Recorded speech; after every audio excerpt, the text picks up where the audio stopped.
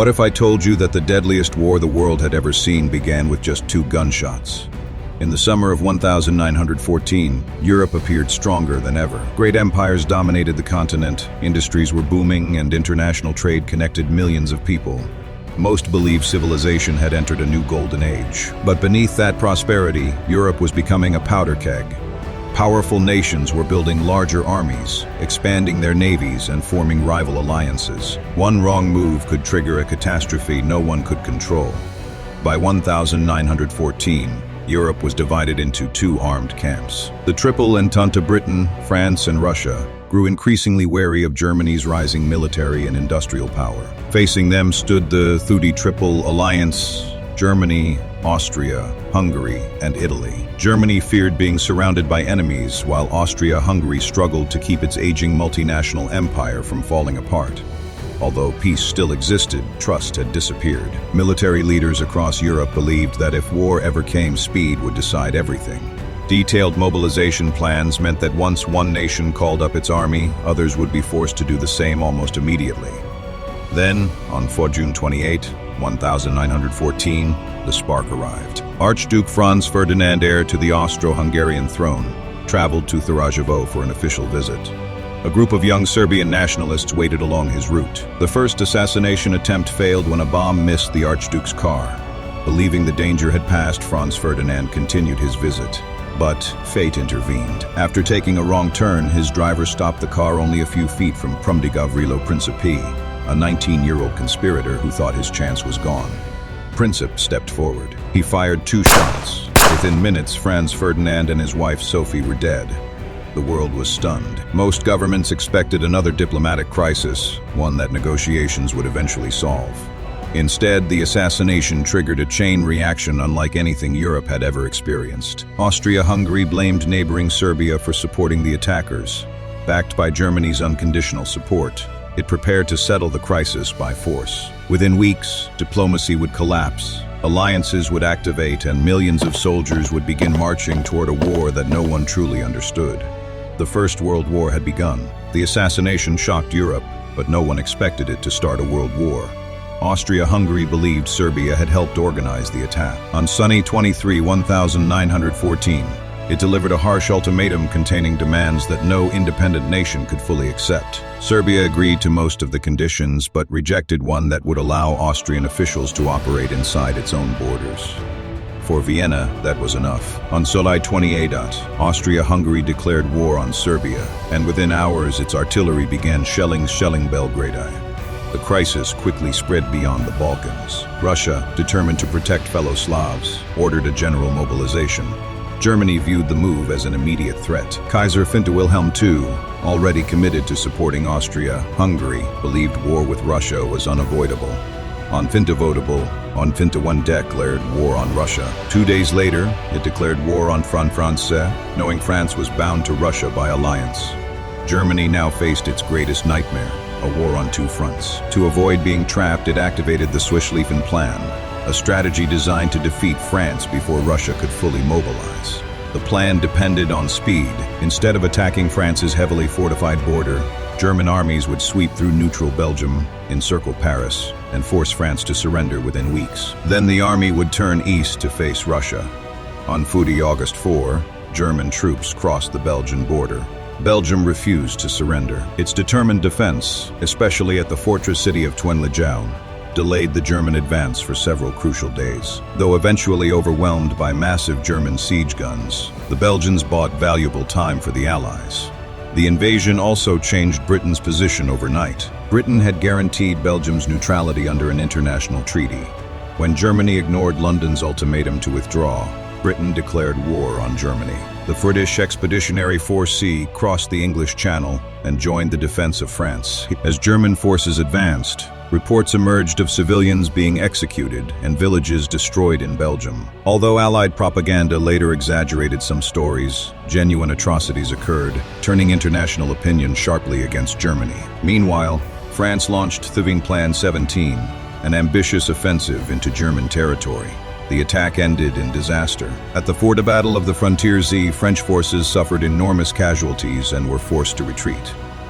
Farther north, the British Expeditionary Force fought its first major battle at Twinmonsheim. Despite fierce resistance and deadly rifle fire, the outnumbered British also withdrew. By early September, 6 million soldiers were fighting across Europe.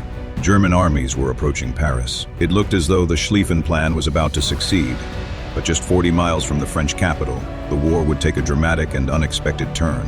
By early September 1914, German armies had pushed deep into France.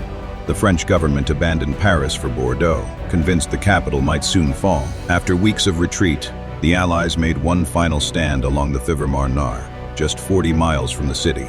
It became one of the war's defining moments. French commander Suffolk Joffre launched a desperate counterattack, joined by the British Expeditionary Force. German supply lines had stretched too far, and a gap had opened between two of its armies. The Allies struck that gap. After days of fierce fighting, Germany was forced to retreat. The First Battle of the Marne saved Paris and shattered Germany's hope of a quick victory. Both sides suffered around 50 casualties, but neither had won the war. Instead, each army tried to outflank the other in what became known as the Cité Race to the sea. The maneuver ended at the First Battle of Ypres, where fierce fighting prevented a German breakthrough, but cost both sides tens of thousands more casualties. With no way to outmaneuver the enemy, soldiers dug into the ground. Those temporary trenches soon stretched more than 350 miles from the Swiss border to the North Sea. The age of twin trench warfare had begun. Protected by barbed wire, machine guns, and heavy artillery, both armies found that attacking across open ground often meant certain death. What was expected to be a fast-moving war became a brutal stalemate that would last for years. While the Western Front froze, another battle was unfolding at sea. In August, the Royal Navy won the fitting Battle of Heligoland Bigtite, sinking 3 German cruisers and confirming Britain's naval superiority. Britain then imposed a powerful twin naval blockade, preventing Germany from importing weapons, raw materials, and even food. The goal was simple: weaken Germany's economy until it could no longer continue the war. Germany answered with a revolutionary weapon, the twin U-boat II. These submarines could travel thousands of miles and attack without warning from beneath the waves, making even the strongest navy vulnerable. In September 1914, the British cruiser Sutty HMS Pathfinder became the first ship in history sunk by a submarine-launched torpedo. Naval warfare had changed forever. As Britain and Germany battled for control of the seas, another decisive campaign was unfolding in the east, where Russian armies invaded Germany, only to suffer one of the most devastating defeats of the entire war.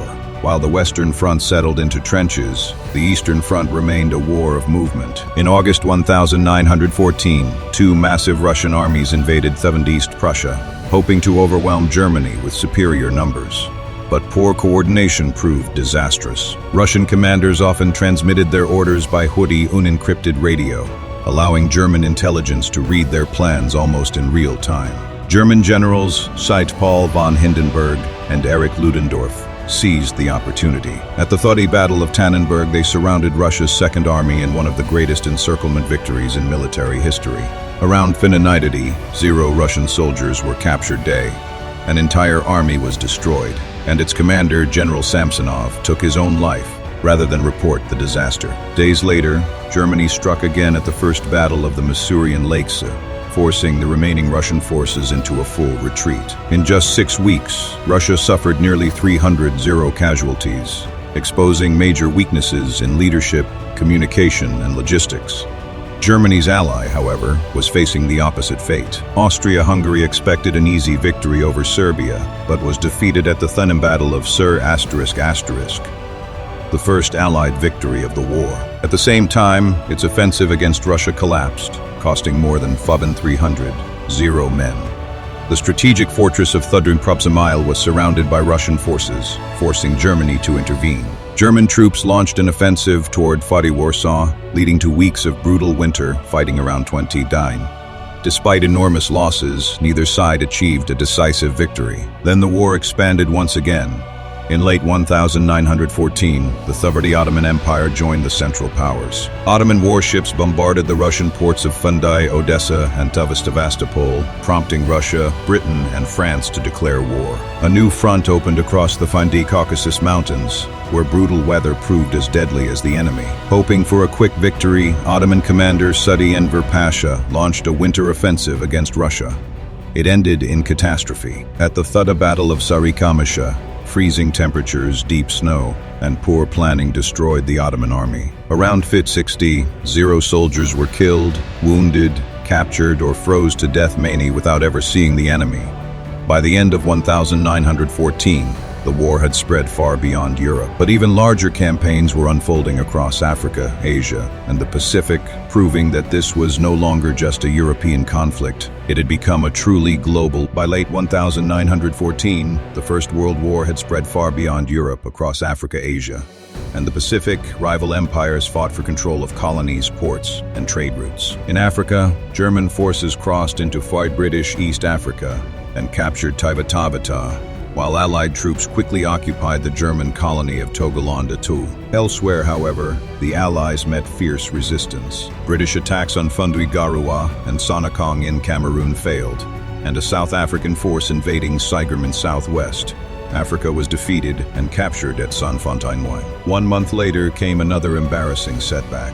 At the port of Tuintanga, a British invasion force several times larger than the defenders was thrown back by German colonial troops, led by Footy Colonel Paul von Lettow-Vorbeck. Using brilliant leadership and later a highly effective guerrilla campaign, Lettow-Vorbeck tied down thousands of Allied soldiers for the rest of the war, despite receiving almost no support from Germany. The conflict also spread across Asia. Honoring its alliance with Britain, Japan declared war on Germany and captured the important naval base at Twensingtao. Meanwhile, troops from Sumdi, Australia, occupied Tribi, German New Guinea, while Tribi, New Zealand seized Thubaigerman and Samoa.